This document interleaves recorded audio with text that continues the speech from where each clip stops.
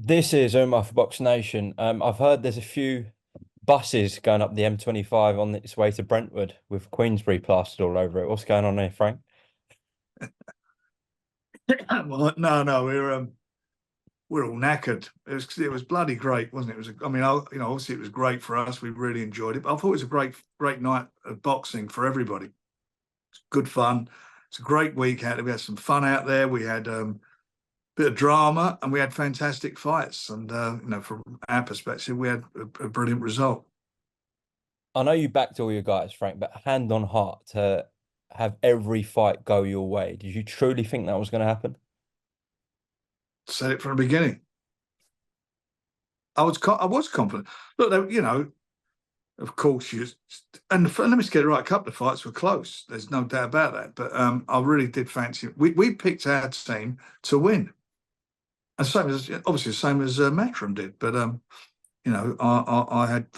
really did believe in them all. From a public point of view, I think you guys were the slight underdogs, though, from what I was seeing. Yeah, I was looking at. I told that lot on the zone, which was quite funny. I think only two. I don't know how many people. It's 8 or 10 people. Only two of them even give us the slightest hope. And I remember after the fight, I leaned over the ropes on the old commentators and all the different people who picked it, and I said, "You lot got and tip rubbish." If you're all racing tips, said you'd all get fired. It's a good job they aren't. But it was good. It was good. Everybody had an opinion, and the funny thing is, you look at the two TV channels. You see obviously they TNT lean towards us. I don't suppose they can help that, and vice versa on the other side. So it was quite interesting. Right, let's go from the start with Willie Hutchinson, who I thought was exceptional and got you off to a great start. Obviously, did tire towards the end, but I mean, the first three quarters of the fight, he looked phenomenal in there. He delivered. I always said he's a very, very good fighter. And, when he first came with us, I genuinely thought he was going to be a star. And then he had that massive setback when he got beat. And there was a lot of things going on afterwards that I found out about. I'm not stating that's the reason he got beat. I mean, after he got beat, he had a few problems. But he's got back into it, and he's shown what he's all about. And you're right. There was a couple, couple of rounds in there because of the pace of the fight, he was, you could see him maybe tiring a bit. But by the end of it, certainly that 12th round, he won that round, and he was up on his toes and moving around, and it was great. And at the airport, I met Craig's mum. What a lovely lady she was. It's a shame sometimes you've got to have two, Lisa. And Craig's a lovely fella. It was a really, really competitive fight, and and obviously I'm pleased our man won, and for Craig's mum, I'm sorry her son lost, but it was nice for us. What I think was most impressive about that was Dimitri Bivol, one of the best pound for pound fighters in the world, was really pushed by Craig Richards. Joshua Buatsi, a world-class fighter, Yeah, was really pushed by Craig Richards. Arguably, the best win someone's had over Craig Richards is Willie Hutchinson. I agree with that, and it's a good yardstick for the future. And yet, and Willie can build that, and he will build on it now because the WBO have just put him in to replace Anthony Yard against Buatsi for the interim title. So that's a brilliant position he's in now. You must be thrilled at that news. Well, I am. I'm thrilled for Willie. Willie went and done the business, and obviously with Anthony, from what I understand, nothing's come back. So he's been, or they've withdrawn him. I don't know what's happened to be honest, but at the end of the day, he's not there anymore. And so Willie's in, and I'm pleased Willie, who works with us, is in there fighting Josh Buatsi. That's a cracking fight. That's a great fight. I know you and your son George have just got back from Riyadh like the rest of us, but have you heard from boxer Joshua Buatsi's representatives about, if they're going to go ahead with this? Well, it's up to them. If they don't, then he'll still go ahead and he'll fight for the interim title. I mean, I don't get all these guys pulling out fights for interim titles. Especially what's going on these title fights. But anyway, it is what it is. As far as he's concerned, Willie, he's in a good position, and he deserves to be in it because he got in the ring and showed what he was all about. Well, after that performance, it's a big fight. They've both got wins over Craig Richards, and Buatsi needs a big fight, so I'm sure they'll go ahead with it. Yeah, I'm confident they'll do that too. Okay, fantastic. Any last words on Willie Hutchinson before we move on? Yeah, great win. He's as I said to him, you make sure now you keep focused on your career. No getting diverted on anything, and you do that, you really do well. And he's got the skill sets, he's got everything to be a success, and it's all up to him at the end of the day. And if he keeps doing what he's doing, he's liable to win the world title. He certainly get a shot at fighting for a world title, and he's very capable of winning the world title. Sorry, I actually do want to mention one more thing I've just remembered about him. When I spoke to him straight after the fight, he was very emotional when he said that like 2 or 3 years ago he didn't want to live. Those were his words. Yeah, I know. I know. There's a lot. I mean, I don't want to go into it. All the stories I heard, they're quite horror. They're horror stories, and it's only up to him if he wants to make them public. But you know, he wasn't in a good place, and that's not any excuses. It is what it is, and he's the good. The thing is now that he is in a good place, and he's coming off a fantastic win and a highly publicised fight card. So it's brilliant. Where he got you off to a great start, and then your wrecking machine, the wrecking ball, Nick Ball, carried that on. He's again, what a fighter he is. I mean, he's all action. I mean, energy, desire, work rate. I mean, he's got everything. He's such a lovely fella, and he's, the whole team. What that group of fighters up there with Paul, all of them, they're all real competitors. They don't, they don't leave anything behind. They give everything. And Nick, he should be a unified champion now, shouldn't he? That's the truth of the matter. But he's the best featherweight in the world, no doubt about that. Mm. That was a brilliant win, and I'm absolutely delighted for him. Yeah, obviously we haven't got many world champions in Britain at the moment, so to have another one is brilliant. And he should have been world Well, champion last time. we've had a couple in a couple of weeks. Yeah, you have, but we still haven't got many, have we? So it's good to have another one. We'll have more. Don't worry, we've got a lot of good fighters coming through. That's what we've been working on for quite a few years now. Developing this young talent, and a lot of them are. I'm really confident they will go on and win world titles. Yeah. Obviously, I think this was a much closer fight than his last fight, which he got robbed in. This was a very good fight. Ray Ford was exceptional in there, I thought, as well, especially towards the back end of it. He was. There was no doubt about that. But he persevered, Nick, and did what he had to. He's had two grueling fights in a very short space of time. So he needs to recharge his batteries now. But he's secured the prize, having got bloody. I'm not saying cheated, but terrible on the end of a terrible decision. That was the Italian judge, I think it was. Anyway, irrespective of that, he's in a good place now. So he's taken that belt back home to Liverpool, and he thoroughly deserves it. Well, hopefully he's taking those Duracell batteries out the backside of him for the minute anyway. I should think they wore him out. Bloody hell! I mean, he'd have to replace him. I mean, he is pure energy. There's no doubt about that. He's just like a mini Mike Tyson. That's what he is. He does, and what he does. I mean, you look at him. He basically puts his head on your chest, and he just lets his shots go. He wings them in, and he boxed very well. Ford, very well. He's a good fighter. There's no doubt about that. And he was really thought he was going to win that fight. I mean, he come to win, and it was an exceptional fight, no doubt about that. But he is. I'm telling you, Nick is an exceptional fighter. I mean, you could not. If you want to go and watch someone have you want to be entertained and see an all action fight. Go and watch a Nick Ball fight. Absolutely. And then your golden boy from Queensberry stepped up, the skipper, the captain. You guys have just been banging the drum so hard about Hamza Shearer. You guys won't shut up about him, to be honest, but you can see why, because that performance was elite level from him to get that stoppage against Umar. It was. He announced himself on the world stage, and he got clipped earlier on. I think it's that second he got caught with a good Why? shot. Yeah, got caught with a couple of good shots. We've got again in with an opponent who really come to win, and it was a very competitive fight until the death, and he done fabulously. But he's such a consummate professional. I love working with him. And I do believe in him. I really believe in him. I mean, I think he's the real deal, and I think he's going to go on. And I think he's going to make his name for himself in boxing, and he'll be one of those that we'll be talking about, for years to come when he retires. He's a very good, classy boxer, no doubt about that. Hurtful puncher, great jab, good movement, and that was also a good fight for him to learn from. He'll learn from that fight too. And Ricky's trainer's done a good job of him. Well, I spoke to him last night, probably about 16 hours ago.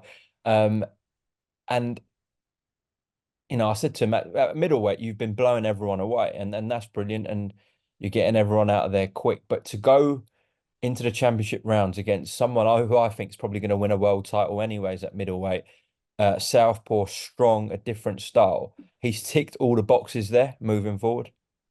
Well, he has. Each time he's fought, he's stepped up, and the opposition each time he's fought has been increased. He's been in with some good guys, good tests for him, and he's passed each one with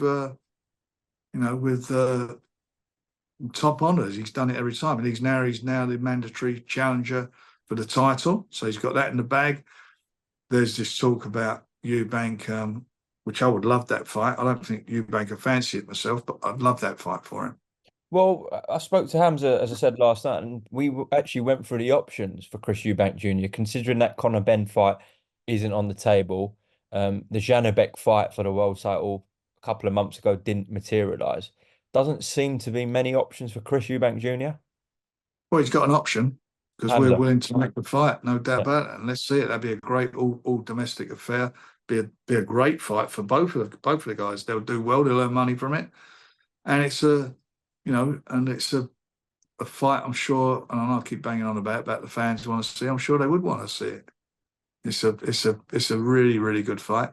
You know, Chris Eubanks Jr. has been touted as being the next generation for God knows how many years now. He's well in his 30s now.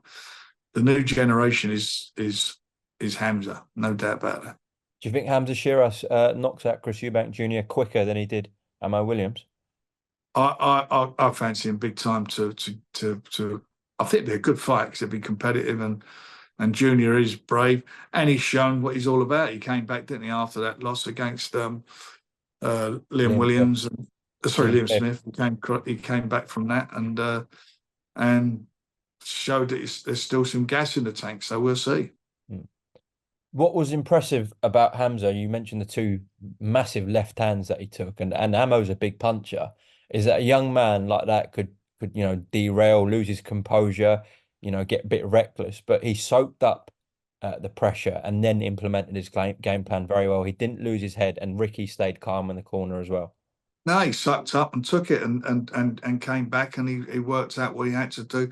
Look, boxing's about using your brain. It's the art of hitting and not being hit. And if you get hit, you then and if it's something that's hurtful, you've got to have in your mind how you're going to overcome, the that moment in time. And he has the boxing brain to do that. And he did that. He sat in his arms. He's got extraordinarily long reach, and his arms because he's got such long arms, he can basically by just holding him up, he can tuck his right down to more or less down to his waist, up to his face, up to the top end of his face, and that for me is, I like his composure in fights. I like the way he sits in his arms, and I like and he works his jab. He throws good uppercuts as well. Caught him with a couple of good uppercuts. He throws really really good shots, and they're all hurtful punches. He saps the life out of you. And I noticed a lot he was hitting him on the arms as well, and that's that. People think, oh, he's hit him on the arms, but you keep getting hit with big shots on there as well. That's like how Marciano used to fight years ago. Marciano used to come out and he'd overwhelm people. He'd just keep throwing, didn't matter, big puncher, didn't matter where he hit you, he hurt you. And Hamza's got a bit of that about him. Mm. The legends that you've worked with and brought through, you likes of Ricky Hatton, Joe Calzaghe, Naz, Frank Bruno. Do we think at the end of Hamza's career, he will join that list? I hope so. We've got to get him. He's got the opportunity now. He's got a title fight, which will happen, a world title fight. That's this Eubank fight, which is a big domestic fight. He wins those fights. He's up there with all of them. He comes through, and if he has a long reign as a champion, which he's capable of doing, then he will be. Hopefully, he will be there and mentioned in the same breath of those legends and British legends that you talked about.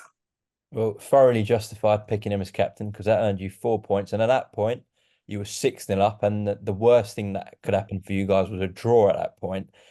So just talk me through your emotions, George's, your son, And your counterpart Eddie, when Hamza did get that stoppage, I was on the opposite side of the ring, so I couldn't see exactly what was going on. But you guys must have been going mad. Well, we was delighted, but I really did feel. I mean, the reason we made him captain, one is because I thought he was. I thought he's got the. I think he's got the maturity and the stature to be a leader and a captain, and he showed that. And I knew he'd deliver. I really did fancy him to stop. That's what stopped his opponent. That's why we made him the guy, because that was a four pointer for us. One thing I did actually see between the ropes was His Excellency go bonkers when Hamza got the stoppage win. He must really love him. He does. I mean, he's big. He's a big fan. His face. I tell you, there's so much emotion there on Saturday, and everybody's getting into this. So I mean, I was bloody jumping about like a lunatic, and I got a text off my wife saying to me, you mind your back, you know, that I was jumping about so much, but everybody got so emotionally involved in it, and it's good to see that he does like Ham, so it's good to see that he was pleased that he won. So when it was 6-0, and as I said, the worst that could happen from that point was a draw.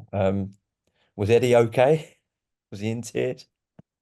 No, he was good. He was right. He said he was still confident they could get a draw, and I mean, he was trying to charge his men up. You heard him. The way he was, he was talking and so forth to him. He felt it was going to happen. It could still happen for him. He kept saying, "Don't worry about that. It's not over yet." And that's a good attitude to have. When there's a when there's a chance, there's a chance. And at that stage, there were still two fights to come, and anything can happen in boxing. One punch can change the whole dynamic of a fight. Absolutely, with two heavyweight fights as well, and Hergovich was, of course, the favourite. Correct. But unfortunately for Eddie, it was all over because Daniel Dubois produced the best performance of his career. Unbelievable. Some of the punishment that he walked through against a massive puncher and Philip Hergovich, and the heart and bravery and desire he showed was incredible. Well, he did. He did, and he showed that in his last fight. And he showed that against Kevin Lorena. I mean, he showed that. I mean, first couple of rounds a little bit, weren't going his way, but he gritted his teeth, and he did grit his teeth. And once he got a bit of momentum going, he's starting. Big guys like that, big heavyweights. The jab's the key to everything. They're big men, and you've got everything. And probably with most fighters, the jab is the key to getting your distance, relaxing. As you're jabbing, you're not winding yourself up, trying to throw a big punch. You're just getting yourself nice and getting your composure there, and start letting your shots off, working behind your jab, and that's what he did. And when he started doubling it up, which is like when he caught him with the first jab and then caught him again, he's pushing him back, and that negated a lot what Hergovich did. And then when he followed through with a right hand a few times, he definitely hurt him. He's a very hurtful puncher. And then he settled down. And once he settled down, it was I felt that he could do it. I said all along he would knock him out. I really thought he would if he started catching him, and I knew he'd be capable of catching him. If he starts hurting him, he could do it. And to be quite honest, he was that end of that round before it got stopped. If that had gone on maybe another 10 seconds longer, that would have been all over because he was struggling there. He caught him with some great shots, and the next round done what he had to do. And those cuts were very bad. He was well on top by the time that stoppage, and the referee called it dead right. Mm. Yeah, I mean the win over Jarrell Miller was fantastic, but Philip Hergovich, great amateur pedigree. You talk to anyone who sparred him. And a good fighter, a good tough fighter. You talk to any weight who sparred him before, and that they don't stop raving about Philip Hergovich. Correct. Um, Correct. People feel like he was a fairly avoided fighter. No one called him out, but Daniel called him out and stopped him, and that was a serious win on Saturday. So now, Frank, obviously Anthony Joshua was ringside the other night next to yourself. Um, I understand as well before you, George, your son, and Eddie got on the flights back home straight after the event, you had an emergency meeting with His Excellency, and I'm sure it was discussed about Wembley Stadium, December 21st. Your man Daniel Dubois against Anthony Joshua. So where are we with that? Well, I'd love that fight, and so would Daniel and his team. So we'll see what happens. There's going to be an announcement this month for the Wembley. There'll be a press conference in London, as we've made everybody aware, which is well known now.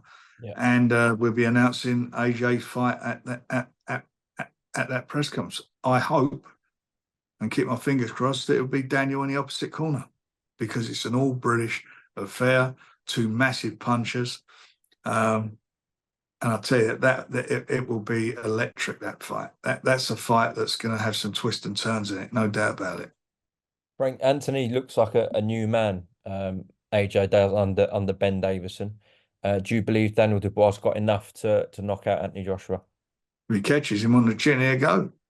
Same as he catches anybody. He is a hurtful puncher. Ask anybody who's been hit. I mean, even Joe Joyce said the hardest he's ever been hit is by Daniel Dubois. He is a very hurtful puncher, and if he gets you in trouble, as I keep on banging on about, you are in trouble, because he's a great finisher. I noticed from very early on in the fight, Daniel's dad was standing up banging the canvas. He was getting right involved in that. He worked the corner. He went up working the corner. Yeah. He's got a license, so we got him in the corner. Okay, that's good. So I'm guessing that's from the Jarrell Miller fight. That's what Yeah. the idea was. Well, in the Gerald Miller fight, I just felt at the time, to get his, he listens. He's very close to his father, and he listens to him, and I thought that was, and it works, and it works. Well, at that point, it was 8-0, so it was all over. And then just to add the cherry on top of the cake, your big Chinese heavyweight, Gila. Chinese power, Yeah, big bang. done an I'll absolute tell job you on Deontay Wilder. what a character, and what a lovely fella, and a lovely team. The Lane brothers and team. It's just really nice to work with. And they're so nice. They're such nice people to work with, and and it was also sad. I was happy for him, and it was sad for Deontay. It's a shame in situations like this you have to have a loser, and especially a fellow who was a world champion for 6 years. But he shouldn't be fighting anymore. I hope he can go away and rest on his laurels that he was a world champion for 6 years, and a good world champion, and he fought in certainly two of the best heavyweight fights of recent years against our man Tyson. And I think that third fight took a lot out of him. It took a hell of a lot out of him, and he's never quite recovered for it. But he is a lovely fella. I've got a lot of time for him, and I just hope that he can, I hope he doesn't come back again and want to fight again, because I don't think that's the place he should be anymore, in the ring. He should go and enjoy it, go and enjoy his life. He's got a nice family, and spend time with them, and go and find some new challenges in life. Well, Lennox Lewis has come out today and said very similarly, he believes Deontay should move on. Obviously, he's had, as you said, he's had a great career and been great for the sport. What do you think? I know you said Tyson took a lot out of him in that trilogy, but do you think he's lost that killer instinct a bit as well? Look, he's big punches are dangerous, and big punches have to come. Big punches normally, when you're throwing those big shots, you're committing yourself. You leave yourself wide open, and when you start getting clipped back, it makes you you're winding yourself up, looking to the perfect moment. And you don't start. I mean, he weren't using his jab. I think he might have used it in the round before he got stopped, but he weren't using his jab as he should have done. He was just winding up, looking to try and let it go, but he weren't quite letting that big punch, getting it off. And big bang. He's a big guy. I mean, keep bearing down on you, pulling part. Was it like 50, 60 pounds difference in their weight? He's a big man. And I know that Deontay's used to fighting big guys. He is a heavyweight himself, but he's not a big heavyweight as far as weight's concerned. Very tall and rangy, but he doesn't need to be in the ring anymore. That should be it. Bit strange what happened towards the end. Obviously, I think Wilder got caught with a short right hook and then turned around, and Gillard did exactly the right thing. You got to protect yourselves at all times and finish Deontay. But it seemed like a sneaky small shot kind of his sentence went Deontay. He's a big puncher. These guys are big punchers, and it doesn't have to be the most. They don't have to come from back here. Some of these guys got so much power, it hasn't got. Only have to travel that far, bang, and they catch you, turn their shoulder into it, and they get the result. and that's what he did. He's Big Bang is back on the scene in a big way, and we'll be looking now to try and get him a fight in China. That's what we're trying to do. We want What to do his a next show in China with him. That's what we'd like to do a show in China with him. that show in China, would that be like a commercial for Riyadh season? Well, at this moment in time, there's lots of discussions going on, so I can't get into detail. But I would like to see him fight in China because obviously it'd be great for him. He's a big ambassador for Chinese sport and boxing. He's a well known guy now, and I'm sure the fans out there would love to see him. I mean, he got massive numbers, people watching it out there. I Yeah. don't know if you see the numbers Yeah, I on was TikTok. speaking to the Lanes, his managers, yesterday at the hotel, and they said that the Bird's Nest in Beijing, which is a massive stadium, they said Yeah, that you could put, like a random fella against with Gila, and he'd sell it out within minutes. yeah, yeah. Well, look, it's there to be done. We'll see, but that's that's what in an ideal world I would like to do because I think he deserves it. Wh- What about the Joseph Parker rematch to put that wrong right for him? Yeah, I think that's a great fight if that that can be done. But as I say, let's see where we get with it, and we've got a bit of time to have discussions and seeing what direction we're going. But yeah, I also like that fight. I think that's a great fight. Well, at the start of the week, Gila said that he's going to bang Deontay Wilder and Queensberry are going to bang Matchroom, so he wasn't wrong. No, I mean, it was a great result for us, and it was a great night's boxing. And it takes, as I said, it takes two boxers to have good fights and quality fights, and all the fighters on the card, the Matchroom fighters and the Queensberry fighters, all give everything they had. And I'm not going to complain. I'll be a liar to say that we're not delighted with the outcome of it all. Um, and no doubt we'll be looking to do another one soon. We will Uh, do another one soon. Eddie on the flight home with you as well. I saw the video where you said I'm going to be in row five. I think there's a 5 hour delay. Yeah, we had a bit of fun. Yeah, I've got to tell you, I've really enjoyed working. I've enjoyed working together, and I know you probably think, oh, you would say that because you had the win, but no, I have. Even if whatever way it had gone, it's been a nice experience. It's been really good, and it's been great that we've managed to. I mean, we're sitting down all the time talking about boxing and fights, which is brilliant. We're looking at our respective roster of fighters that we have and seeing what we can do to pair them up. And as I say, interesting times and good time for the fans because they're getting the fights that they wanted to see. Real competitive fights. I mean, we've had some sensational shows over the last few weeks. Real good, and we've got some great ones coming out over the summer as well. Some fantastic shows coming up. Real competitive shows. Yeah, you have. Eddie, my office, 9 a.m. Monday. Don't be late, you plonker. Bazza. Who left that outside Matchroom's office? I heard about that. God knows. Probably Is that Andy where? Ayling. Yeah, probably. Yeah, the fella who sort of ducked out of who's been sulking for a couple of weeks because he thought he might have to go and serve some teas. Yeah, maybe we'll see. We'll see. Look, we all have our little. We've all had our bit of fun. I mean, it's it's been for me. It's been enlightening. I have really enjoyed it. I've got to be honest. I have enjoyed it. I was enjoying it all last week before the fights. It's just been great fun, and it's been a bit of an eye opener for me. And what a good fella he is as well, Frank Smith. He's got he got good sense of humour and he takes it. And yeah, good team. Well, yeah, it's brilliant to see he's ordered his outfit on Amazon, Frank Smith, and he'll be coming in some point this week. Well, he says that. I heard he had one in the wardrobe anyway, but I don't want to get into that. But we'll be seeing him in Hertfordshire this week, yes? Whatever they'll work it out between them, whatever it is. Yeah, Okay. yeah, been a bit of fun. Frank, just a bit of a serious question, this.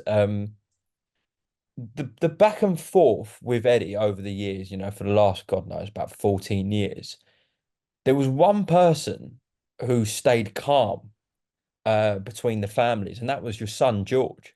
And I don't think many people pick up on this because George is not the most enthusiastic about getting on the cameras and the limelight, etc. But he's been integral Obviously, His Excellency has brought you guys together, but George has played a key part as well.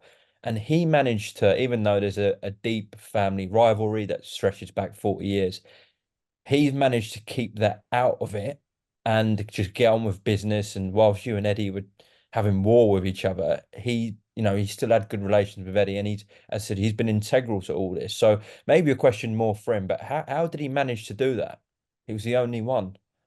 He's a diplomat. He's got a cool, calm head. And look, when HE said he want, let's do this, and we discussed it, and it came about. We had to get, not we had to, but we actually welcomed it. We both wanted it. We thought that's great. I want to see my lot do their lot, and vice versa.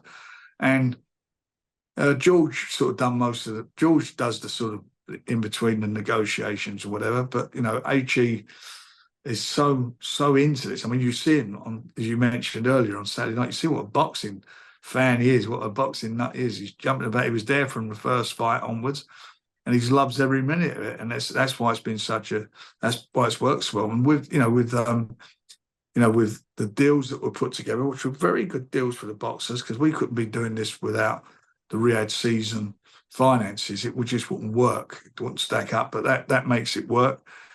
And as I say, you mentioned quite rightly, George has been the one who basically has the daily dealings between the two companies, and it's been brilliant, and it has been brilliant, and he's done very well, and I take my hat off as well to Eddie, because he's actually said that on a number of occasions, and given George full credit for that.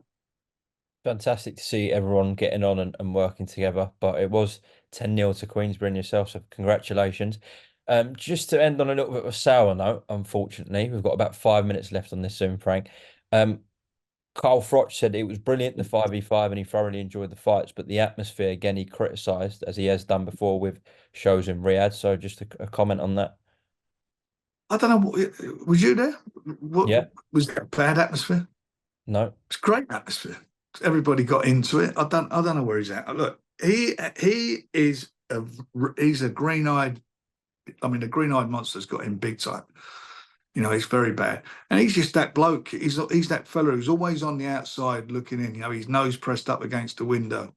He might have to go and have another operation on him. He keeps pressing it up against the window anymore, and I don't know.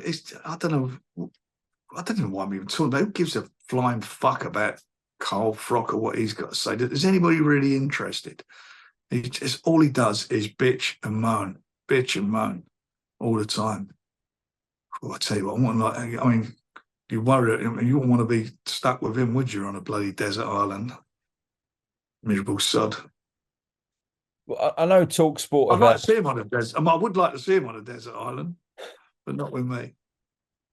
I know Talksport have had their issues, etc. In similar kind of comments to Carl, but they've, for now, it seems resolved things with the Riyadh season, and they were out there covering it. Can I just say something? You can say all these things. If you've never been there, you're not attended it, then I don't see how you make the comment. And Jim White jumps on the plane, went over there, he was invited over there, went over there and see it. And you'll hear from him I don't think he's on the radio today. Whenever he's on the radio, and I know he was sending messages out during the night and so forth. All he kept coming over to me and saying how great it was, how fabulous it was, great fights, great night, great atmosphere, all of that. So if you're there, that's why, I take issue with someone. They make comments about things without, having the full knowledge. And like I say, you can have an opinion, but sometimes most of them are not informed opinions.